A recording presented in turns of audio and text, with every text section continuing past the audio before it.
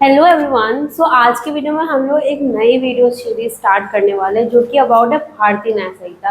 So basically after amendment of this bill, देखिए समझिए, अभी बहुत ध्यान से सुनिएगा। देखिए अभी हाल में ही मतलब 11 ऑफ अगस्त 2023 में एक बिल पास किया गया था बाय लोकसभा। सो 11 अगस्त 2023 में एक बिल पास हुआ था लोकसभा में, जिसके थ्रू ये बात आई थी, एक नए बिल्स को इंट्रोड्यूस किया था, क्रिमिनल बिल्स को। जैसे कि पहले के टाइम पे जो ओल्ड लॉज थे, जो मेजर लॉज हमारे हैं, लाइक भारतीय न्याय संहिता, BSA, BNSS, CPC, सो इनमें से 3 लॉज को अमेंड कर दिया गया। कब? 11 अगस्त 2023 को एक बिल पास हुआ था, कहाँ पर? लोकसभा में। और इसको एक्सेप्टेंस कब मिली थी? 25 दिसंबर में इसको एक्सेप्ट कर लिया गया था 2023 में। और सबसे लास्ट में भारतीय न्याय संहिता को 1 जुलाई से इसका इन्फोर्समेंट हो गया था। 1 जुलाई 2024 से इसको पूरे भारत में इसको इम्प्लीमेंट कर दिया गया था, इन्फोर्स करा दिया गया था। तो ये हमारी बेसिक भारतीय न्याय संहिता, जो कि हमारी क्राइम से रिलेटेड जितने भी पनिशमेंट हैं सब BNS में डिस्कस किए गए हैं, और ये सारे क्राइम्स को प्रिस्क्राइब करता है कि क्राइम्स क्या क्या हैं, और साथ में उसमें कितनी पनिशमेंट हमारे हमारी कंट्री इंडिया में डिमार्केटेड है, कितनी हुई मिली हुई है। तो आप पहले समझिए, हमारा जो फर्स्ट लॉ कमीशन था वो 1834 में आया था। First law commission by lord मकॉली।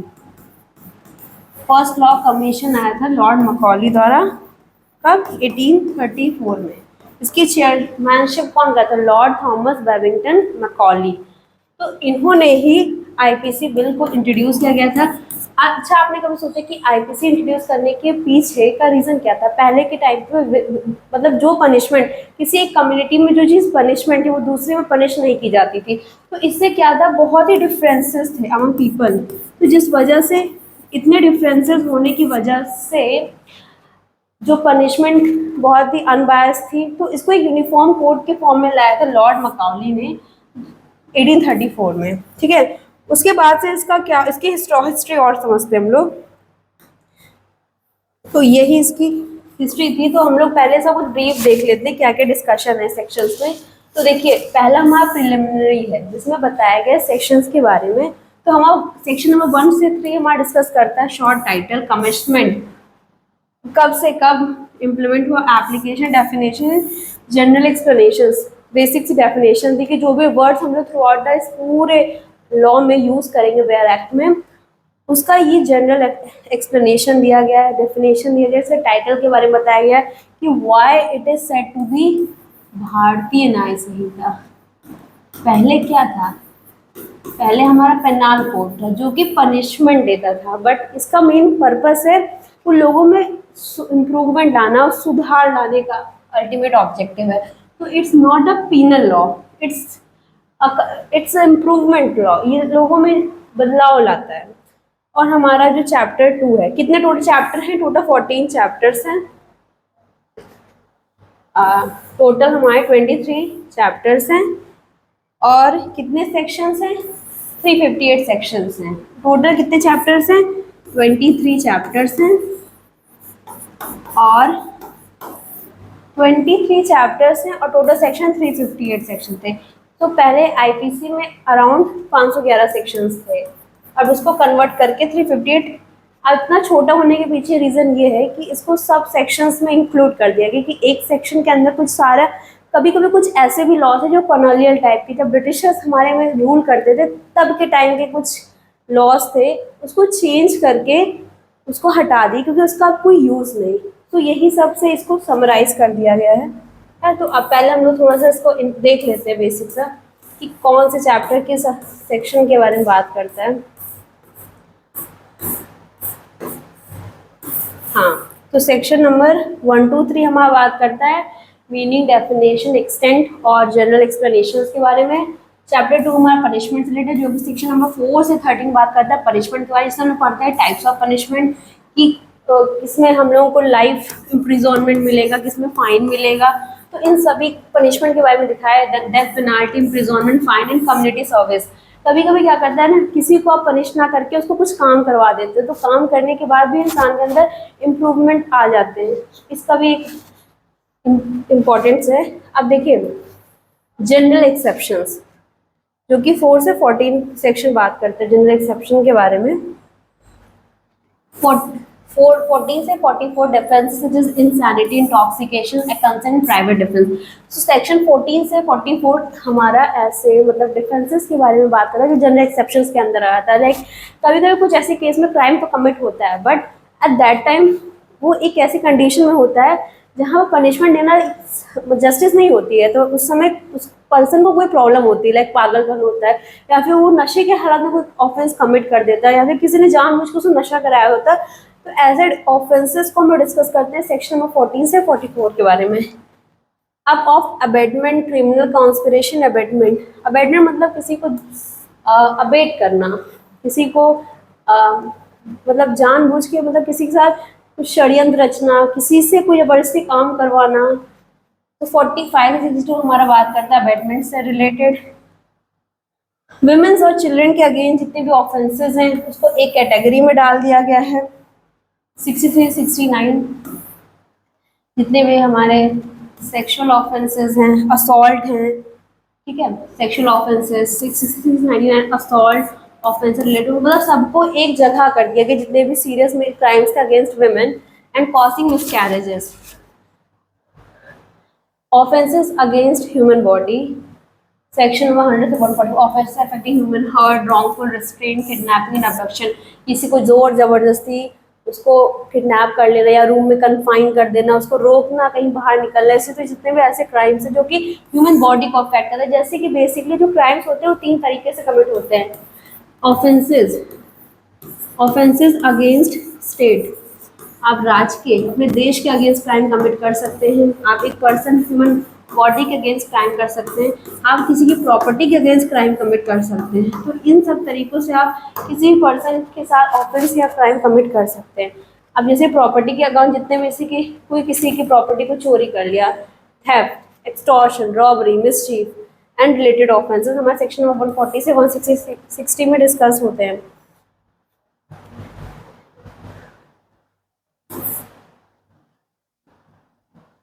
सो इसी तरह ये सारा मैं PDF प्रोवाइड कर दूंगी, आप देख सकते हैं। तो अभी हम लोग का मेन लेक्चर नहीं स्टार्ट किया, इस सारा हम लोग का बेसिक सा है कि जितने भी हाँ कुछ नए लॉज इंट्रोड्यूस हुए हैं, जैसे कि कुछ साइबर क्राइम्स और जैसे कि टेररिज्म से रिलेटेड ऑफेंसेस की क्राइम्स की हमारा पनिशमेंट नहीं डिस्क्राइब थी IPC में, तो उसको अपग्रेड करके BNS में इंट्रोड्यूस किया गया। High hacking, identity theft, cyber related offences को सेक्शन 241 से 250 में डिमार्केशन किया गया है। अच्छा ये देखिए, आप देख सकते हैं जैसे कि ऑर्गेनाइज क्राइम, कभी कभी कुछ ग्रुप ऑफ पीपल मिलकर कोई ऑफेंस कमिट करने के लिए प्लानिंग करते हैं, तो उन सभी को ऑर्गेनाइज क्राइम कहते हैं। रैकेटिंग, किसी चीज़ जैसे ड्रग्स ही सप्लाई करना, इन सभी ऑफेंसेस को एक कैटेगरी में रख दिया गया है। तो इससे पढ़ाई करना ईजी हो गया है, सब कुछ एक कंसाइज फॉर्मेट में। देखिए 358 सेक्शंस हैं, तो उसको chapters, addition, defamation, स्पाइनेजेस, miscellaneous topics. अब हम लोग अपने मेन टॉपिक पे आ रहे हैं।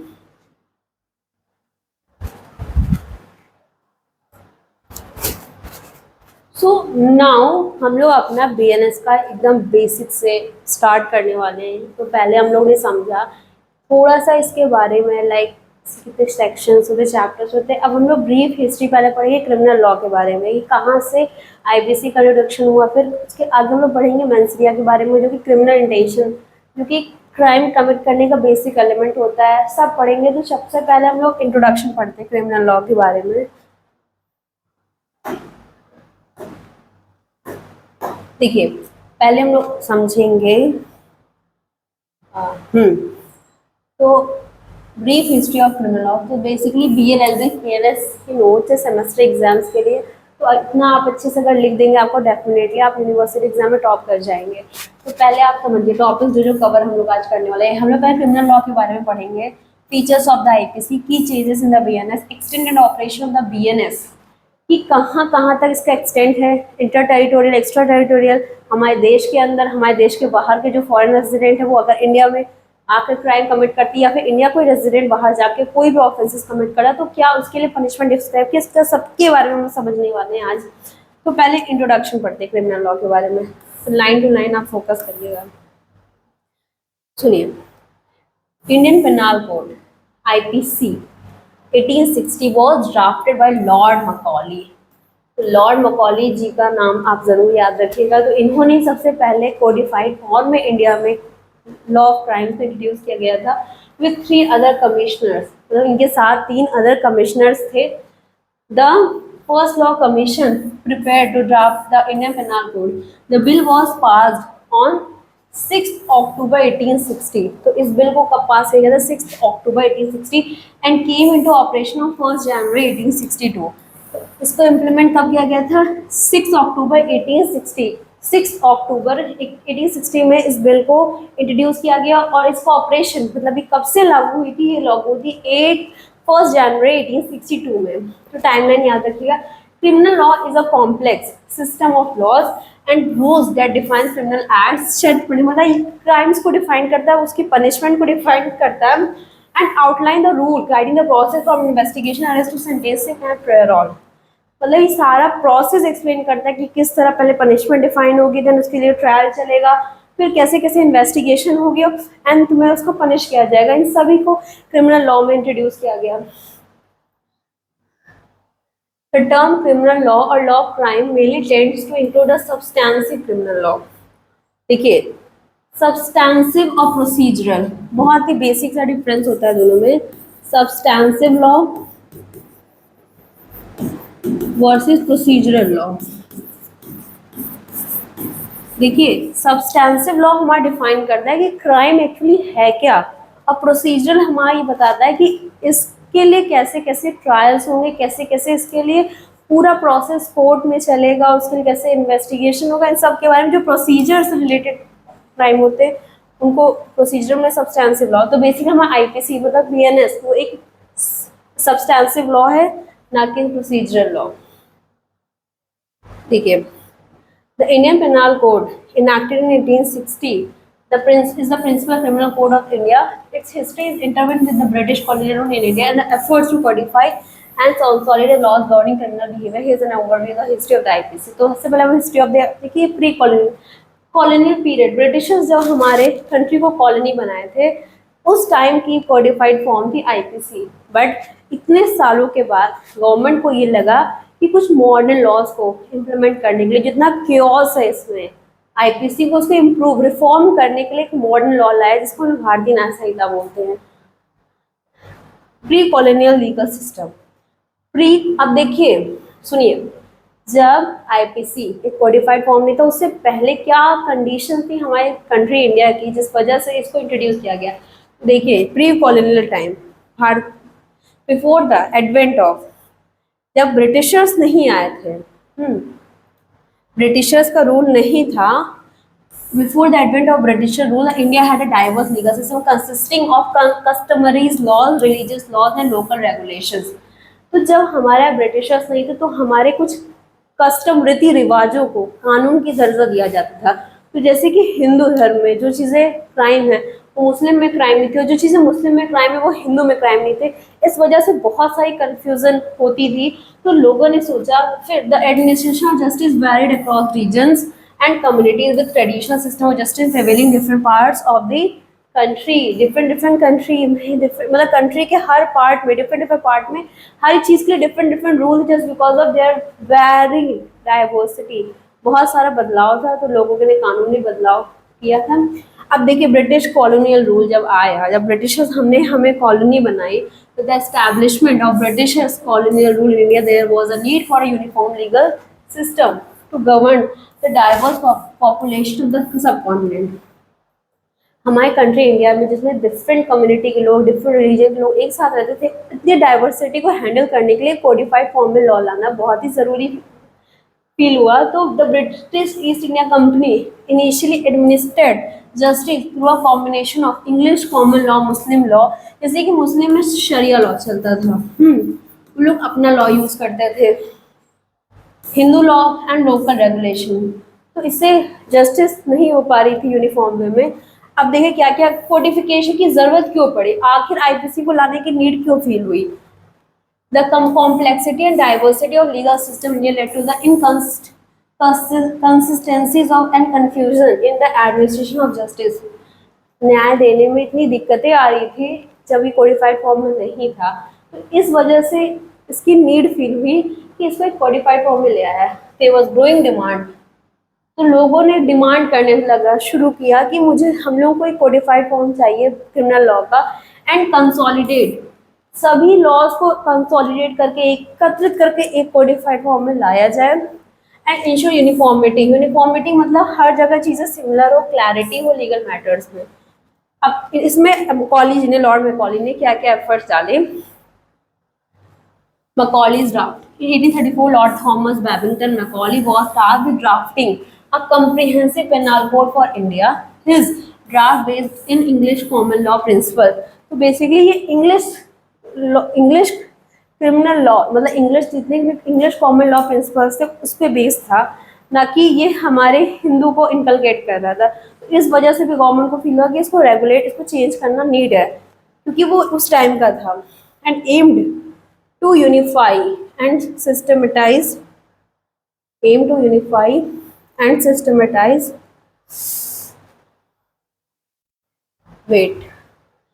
and systematize criminal laws applicable across the country. Indian Law Commission. The Indian Law Commission established in 1834 played a crucial role in reviewing reforming Macaulay's law.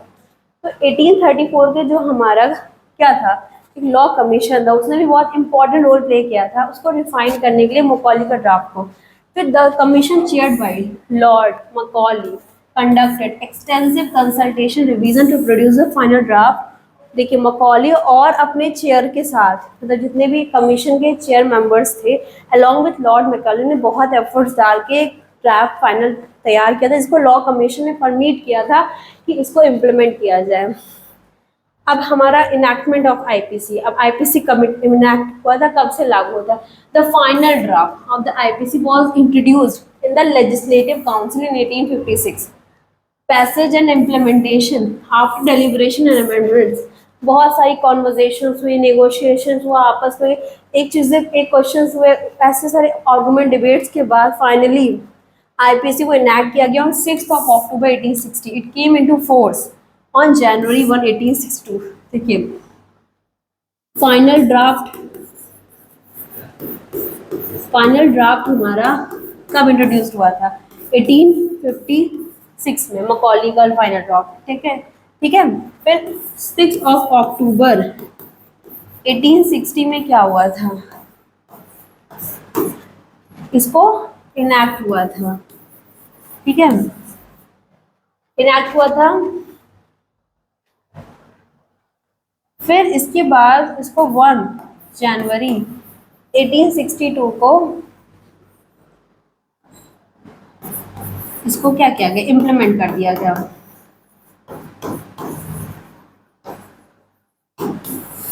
ठीक है।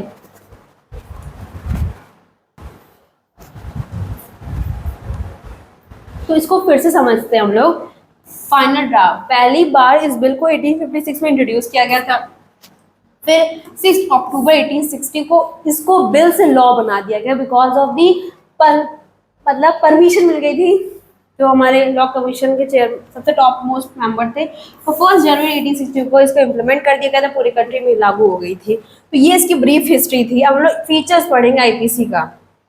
अब आप सोच रहे हैं हम आपको आईपीसी क्यों पढ़ा रहे हैं, हम आपको आईपीसी इसलिए पढ़ा रहे हैं पहले आप जाने तो कि ये चीज़ आई क्यों, और अगर आ भी गई तो इसकी नीड क्या थी। अगर इसकी नीड क्या थी तो इसको समझते हैं ना कि ये आज के टाइम पे क्यों ज़रूरी है, इसको कोडिफाई करना क्यों ज़रूरी था। तो इसलिए मैंने बीएनएस से पहले आपको आईपीसी का थोड़ा ब्रीफ इंट्रोडक्शन दिया। अब हम लोग इसका कॉम्प्रिहेंसिव स्कोप समझते हैं, ठीक है। क्योंकि सुनिए, वेट करिए, रुकिए 2 मिनट।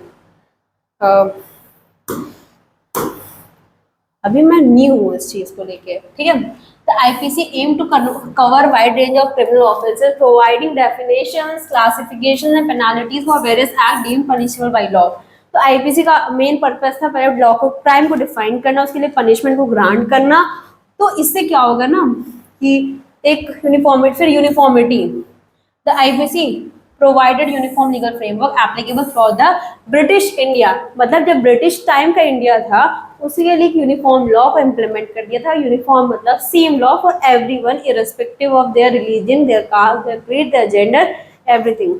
सो इस बेसिस पे ये आया था इनकंसिस्टेंसी को कवर करने के लिए। फिर हमारा है influence of English common law. अब देखिए जब ब्रिटिशर्स ने बनाया तो ये अपने इंग्लिश कॉमन लॉ से कुछ चीजें तो सिमिलर रखेंगे ही ना, कि जो चीजें उनके में क्राइम थी वो हमारे में भी क्राइम था। तो देखिए क्या क्या, the IPC Drew heavily from the English common law principles, adapting them to the Indian context while also incorporating elements of the local customs and traditions। देखिए कंप्लीट आप तो उसको सेम नहीं कर सकते ना, हमारे भारत में डाइवर्सिटी बहुत थी, कस्टम्स के हर एक बेसिस पे सबके रूल्स रेगुलेशन अलग थे। तो इतनी डाइवर्सिटी को इनकॉर्पोरेट करने के लिए उनसे कुछ आइडिया लिया गया था English law, English common law से। बट हम लोग ने कस्टम्स और ट्रेडिशंस को भी ध्यान रख के इस बिल को फ्रेम किया था। अब इसका इवोल्यूशन क्या हुआ, इसमें कितने अमेंडमेंट्स हुए। Since enactment, the IPC had undergone several amendments to address changing societal। देखिए हमारा जो लॉ होता है वो ट्रांसफॉर्मेटिव नेचर का होता है, मतलब आज की नीड्स को फुलफिल करने के लिए इसमें बदलाव ला सकते हैं। जैसे कि पहले अडल्ट्री क्राइम नहीं था बट ये अब क्राइम है, पहले अडल्ट्री क्राइम था बट अब ये क्राइम नहीं है, बट एक ग्राउंड है डाइवोर्स का। लिव इन रिलेशनशिप का कॉन्सेप्ट अब आया जो कि थोड़ा सा वेस्टर्न कल्चर से इसको अडॉप्ट किया गया है। तो चीजें जो बदल रही है उसके हिसाब से हमारा जो लॉ है वो भी ट्रांसफॉर्म हो रहा है। सेवरल अमेंडमेंट्स हुए ताकि इसकी इफेक्टिवनेस को एड्रेस किया जाए। हाँ, कंटेम्प्रेरी जो आज के टाइम में जितने भी चैलेंजेस फेस हो रहे हैं उसको एड्रेस करने के लिए भी उसमें रिफॉर्म लाए गए। अब हम लोग भारतीय न्याय संहिता के बारे में पढ़ते हैं, अपने लॉ के बारे में। The Bharatiya Nyaya Samhita, the Bharatiya Nyaya Samhita 2023 was enacted on 25 दिसंबर 2023। अक्सर एमसीक्यू में, मेंस या मतलब प्रिलिमिनरी एग्जाम्स में, most of the competitive exam में क्वेश्चन आ जाता है, खासकर जुडिशरी से रिलेटेड या फिर इन सभी एग्जाम रिलेटेड। तो इसका इनैक्टमेंट डेट हमेशा याद रखिएगा 25 दिसंबर 2023। और इसको लागू कब किया गया था, 1 जुलाई 2024 को। तो इसने रिपील कर दिया था, कैंसिल मतलब रिपील में चेंज करते रिप्लेस कर दिया था Indian penal code along with the BNS, the भारतीय न्याय संहिता 2023 which replaces the code of criminal। तो देखिए भारतीय न्याय संहिता के अलावा भारतीय न्याय साक्ष्य संहिता को भी रिप्लेस किया गया, वो भी क्रिमिनल लॉ था। देन सीआरपीसी मतलब 1973 को भी चेंज किया गया क्योंकि ब्रिटिश एरा का क्राइम था, मतलब वो था लॉज था क्राइम से रिलेटेड। भारतीय साक्ष्य इंडियन एविडेंस एक्ट को भी अमेंडमेंट किया गया 1872 and also have been passed by the parliament, have received presidential assent। तो इस बिल को 1 जुलाई 2024 को इन्फोर्स कर दिया गया और इसकी इनैक्टमेंट जो डेट थी वो 25 दिसंबर 2023 थी। उस बात को उसी में मतलब इस डेट को प्रेसिडेंट की एसेंट मिल गई थी इसको और इसी के साथ ही इम्प्लीमेंट हो गया था। अब इसमें चेंजेस क्या क्या किए गए थे, मतलब बीएनएस में, आईपीसी में से क्या चेंजेस किए गए थे क्योंकि इसमें है, sorry it's mistake, okay। In the BNS 20 new offences have been added and 90 provisions of the repealed IPC have been dropped। कुछ ऐसे प्रोविजंस को रिपील किया गया, हटा दिया गया जो कि कॉलोनियल टाइम के थे 19, और 20 नए ऑफेंसेस को क्राइम मतलब इंट्रोड्यूस किया गया। 20 नए अपराध जैसे कि कुछ टेररिस्ट रिलेटेड अपराध को इंट्रोड्यूस किया गया, कुछ साइबर क्राइम रिलेटेड ऑफेंस को ऐड किया गया, और bestiality, unnatural sex like with animals, उसके लिए बहुत सारी पनिशमेंट को इंट्रोड्यूस किया गया। देखिए जैसे जैसे टाइम बढ़ रहा है वैसे वैसे क्राइम के तरीके ही बदल रहे हैं, मतलब जो प्रीवियस पहले टाइम पे क्राइम नहीं था वो अब नए नए क्राइम्स हो रहे हैं। जैसे पहले मैरिटल रिलेशंस में भी चेंजेस हो रहे हैं, तो उन सभी के लिए ऑफेंसेस बदल रहे, डाइवोर्स के ग्राउंड्स बदल रहे हैं। तो इन सबको अपग्रेड करने के लिए भी 20 नए ऑफेंसेस को इंट्रोड्यूस किया गया। The punishment of imprisonment has been increased for 33 offences. 33 ऐसे अपराध थे जिसके लिए पनिशमेंट जो है ना वो इंक्रीज की गई। नंबर मतलब नंबर ऑफ ईयर जिसमें इम्प्रिजॉनमेंट, जेल थी, पहले उम्र कैद की सजा होती है, फिर कुछ टर्म ऑफ पीरियड के लिए सजा होती है, तो उन सब में से 33 ऐसे ऑफेंसेस जिसके लिए इंक्रीज किया गया।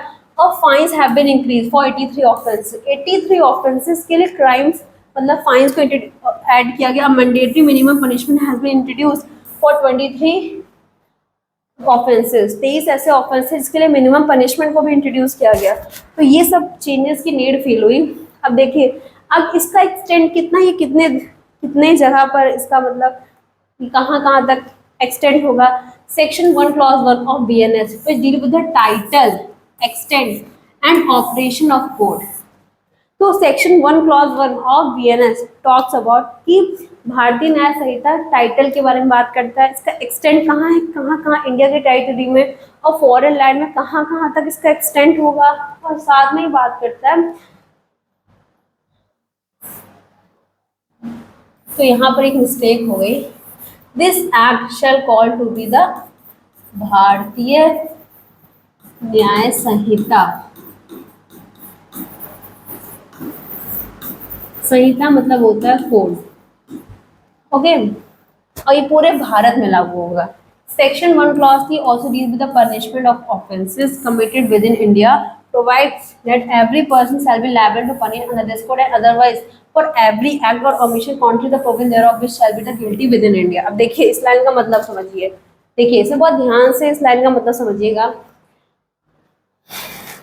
कि पूरे भारत में मतलब सेक्शन 1 क्लॉज 3 हमारा पनिशमेंट से डील करता है जो कि इंडिया में ऑफेंसेस कमिट हुए हैं। हर एक पर्सन जिसने कोई भी क्राइम कमिट किया है जो कि BNS के कॉन्ट्रेरी है, लिखा है देखिए कॉन्ट्रेरी टू द प्रोविजन, जो भी प्रोविजन जो भी ओमिशंस हमारे BNS में डिफाइंड है कि क्या क्या चीजें क्राइम है, उसके विपरीत कार्य करने पे आपको पनिशमेंट होगी। तो इसमें ये बताया कि हमें क्या करना चाहिए, तो आप अगर ऐसे काम नहीं करेंगे तो आपको पनिशमेंट मिलेगी।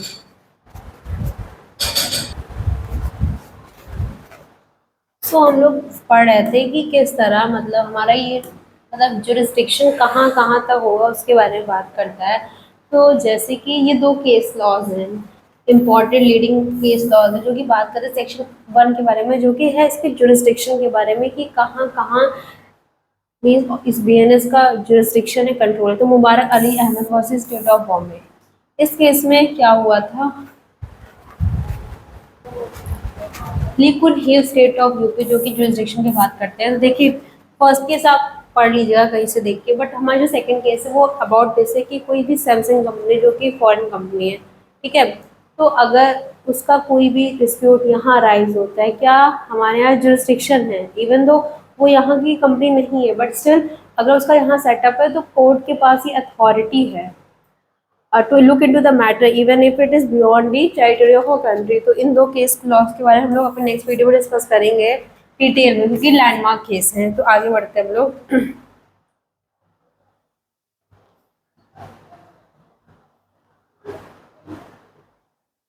देखिए कहीं कहीं कुछ लोकल लॉज ऑलरेडी बने हुए हैं कुछ मैटर से डील करने के लिए। सेक्शन 5 हमें एक सेविंग क्लॉज बताता है सेक्शन 2 में, तो कहीं कहीं पर कंट्रोल के लिए ऑलरेडी हमारे यहाँ अलग से बना है मतलब लोकल लॉ है, तो वहाँ पर उन सभी मतलब सेक्शन 2 में जो जुरिस्डिक्शन है जहाँ जहाँ तक कंट्रोल है उसके बारे में बात नहीं होती। तो सेक्शन 5 एक सेविंग क्लॉज है। Section 1 clause 4 and section 1 clause 5 के बारे में पढ़ते हैं हम। Deals with the extra territorial operation of the code. Provision of these section extend jurisdiction of Indian over citizens of India beyond the territorial limits of India, and rationale behind this is every sovereign state has a legitimate right to regulate and govern his native bonds subject to where and everywhere। देखिए अगर भारत का कोई भी नागरिक है वो कहीं पर भी रहे, एक्स्ट्रा टेरिटोरियल जुरिस्डिक्शन के अंतर्गत हमारे स्टेट के पास ये अथॉरिटी है कि उन सभी मैटर्स को रेगुलेट करे, इवन दो उसके पास ये लेजिटिमेट लीगल राइट है to regulate and govern his native, जो यहाँ के बॉर्न हुए सिटीजन्स हैं चाहे वो कहीं पर भी रहे, हमारे पास ये सेक्शन 1 क्लॉज 4 एंड 1 क्लॉज 5 हमें प्रोवाइड करता है। सेक्शन 1 क्लॉज 4 हमारा that if any Indian citizen does an act outside of India which is not an offence in that country, कोई भी ऐसा क्राइम जो भारत का नागरिक कहीं बाहर करता है जो वहां पर ऑफेंस ना हो, जैसे कि किसी भी कंट्री में अगर किसी भी कंट्री में consumption of alcohol is not considered to be crime but in our country it is a crime.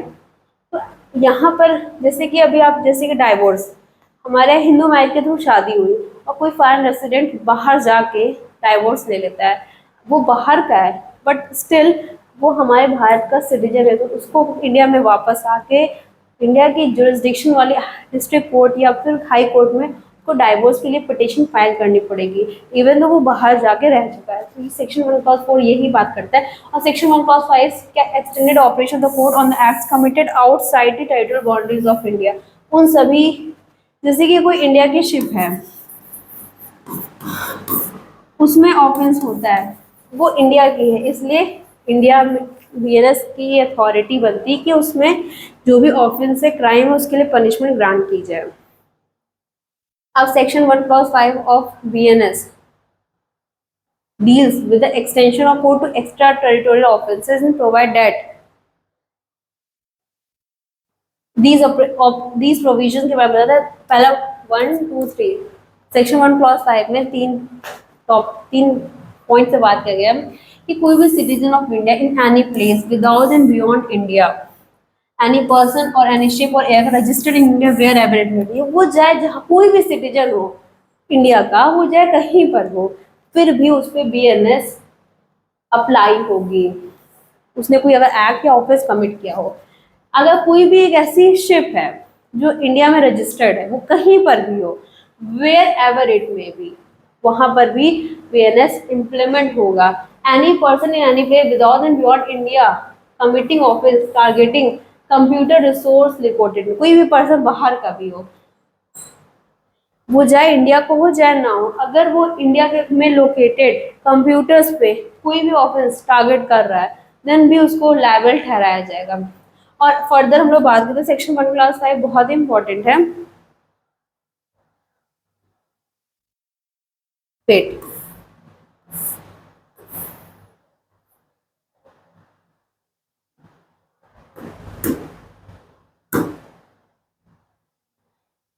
further, BNS also provide an explanation for this section as the word offense include every act committed outside India which if committed in India would be punishable under this code। कोई भी offence जो कि India के बाहर commit हुआ है but अगर वो इंडिया में कमिट होता तो उसको ऑफेंस का कैटेगरी में रखा जाता, उनमें BNS इम्प्लीमेंट होती है। The expression computer resource shall have the meaning assigned to in the clause K of subsection 1 of the Information Technology Act 2000. Section 1 clause 5 of BNS is the extended version of section 3. The sole basis of liability lies with the person under section 1 clause 5. BNS is either that of citizenship or of the territory. This section is equally applicable to तो यहाँ पर हम लोग को ये समझना है कि कोई भी ऑफेंस हो चाहे इंडिया में हो या इंडिया के बाहर, कोई भी इंडिया का के कंप्यूटर रिसोर्स को हैम्पर कर रहा है, सॉफ्टवेयर टेक्नोलॉजीज को हैम्पर कर रहा है, तब भी उस पर BNS अप्लाई होगी। जैसे कि एक हैकर है ठीक है, वो USA से बैठ कर इंडिया के बैंक के सर्वर को हैक करता है, मतलब वो बाहर बैठ के इंडिया के बैंकिंग सर्वर को हैक करता है। वो इंडिया के कंप्यूटर रिसोर्स को टारगेट कर रहा है, ऑफेंस इंडिया के टेरिटरी के अगेंस्ट हो रहा है, इसलिए BNS प्लस IT Act 2000 भी इम्प्लीमेंट होगा। एक इंडियन सिटीजन दुबई में बैठकर इंडियन कंपनी को कॉन्फिडेंशियल डेटा चुरा रहा है, मतलब कोई इंडिया का पर्सन है, नेटिव इंडिया का है, वो फॉरेन में बैठकर दुबई में बैठ के इंडिया का कॉन्फिडेंशियल डेटा को चुरा रहा है, ओके, उस पे भी BNS अप्लाई होगी इवन तो वो बाहर है। तो सोल बेसिस, तो जो इस सेक्शन का 1 क्लॉज 5 का जो सोल बेसिस है, जो सोल बेसिस है ये देखिए, the sole basis of liability under section 1 cos 5 BNS either of citizenship और टेरिटरी, या फिर वो भारत का नागरिक होगा या फिर वो भारत की टेरिटरी में ऑफेंस कमिट करेगा, वो चाहे बाहर कमिट करे, वो फिर मतलब दो चीज़ें देखिए, एक सिटीजनशिप और टेरिटरी। टेरिटरी मतलब कोई भी इंडिया के जुरिस्डिक्शन में क्राइम ऑफेंस कमिट करे, चाहे वो फॉरेनर हो, चाहे वो इंडिया का ही नेटिव हो, उस पर भी बीएनएस अप्लाई होगी, या फिर कोई भारत का सिटीजन हो, चाहे बाहर या फिर भारत की टेरिटरी के अंदर ऑफेंस कमिट करा, तो सेक्शन 1 cos 5 हमारा इसी पे बात करता है।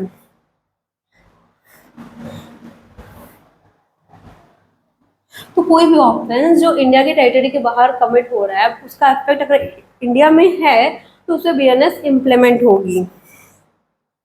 तो इसी के साथ हमारा ये वीडियो मैं इसको एंड करती हूँ। तो हम लोग नेक्स्ट वीडियो में फातिमा बी वर्सेस अहमद पटेल वर्सेस गुजरात का केस और हमारा उन सभी केसेस के बारे में, तो इससे रिलेटेड कोई भी सेमेस्टर एग्जाम में अभी तक तो क्वेश्चंस नहीं पूछे गए हैं प्रीवियस ईयर में, खासकर लखनऊ यूनिवर्सिटी एग्जाम में, बट अगर आप यहाँ से स्टार्ट करेंगे तो आपको एक अच्छी खासी अंडरस्टैंडिंग मिल जाएगी, you get a good understanding about the topic. तो आज हमने तो थोड़ा हिस्टोरिकल बैकग्राउंड पढ़ा, तो थोड़ा सा हम लोग फिर से ब्रीफ देख सकते हैं हम लोग क्या क्या पढ़े। पहले हम लोग क्रिमिनल लॉ के बारे में पढ़ा, आईपीसी की ज़रूरत क्यों फील हुई हमारे कंट्री इंडिया में, फिर उसकी क्या क्या क्वालिटीज़ थी, किस तरह यूनिफॉर्मिटी ला रहा था, देन हमने की चेंजेस इन द बीएनएस की कितने ऑफेंसेस को इंट्रोड्यूस किया गया, कितना और नया ऑफेंसेस को जोड़ा गया, उसके लिए पनिशमेंट बढ़ाई गई और फाइन लाइबिलिटीज़ को भी इंक्रीज किया गया, उसके बारे में हम लोग ने पढ़ा। तो प्री कॉलोनियल एरा के टाइम पे कितने भी वैरिड कस्टम्स थे, उसमें क्यों नीड फील हुई एक कोडिफाइड फॉर्म में लाने के लिए, फिर ब्रिटिश कॉलोनियल रूल में क्या हुआ, फिर need for codification efforts at codification, Macaulay ने किस तरह इस कोडिफाइड फॉर्म में लाने के लिए क्या क्या इनैक्टमेंट कैसे हुआ, फिर हमने पढ़ा स्कोप, इसका इवोल्यूशन, अमेंडमेंट, भारतीय न्याय संहिता की changes the BNS, extend and operation the BNS. तो हम लोग हमारे नेक्स्ट वीडियो में पढ़ेंगे mains Riya meaning, concept, applicability and non applicability. तो इससे ये एसेंशियल क्रिमिनल कमिट करने के लिए एक एसेंशियल एलिमेंट होता है गिल्टी माइंड, आपका इरादा, आपका मोटिव, आपका इंटेंशन, तो ये भी एक बेसिक एलिमेंट माना जाता है कमिटमेंट ऑफ द क्राइम के बारे में। तो इसको नेक्स्ट लेक्चर में हम लोग कवर करेंगे। सो इसी के साथ मैं इस वीडियो को एंड करती हूँ। Till then stay tuned, stay connected, stay happy, bye bye.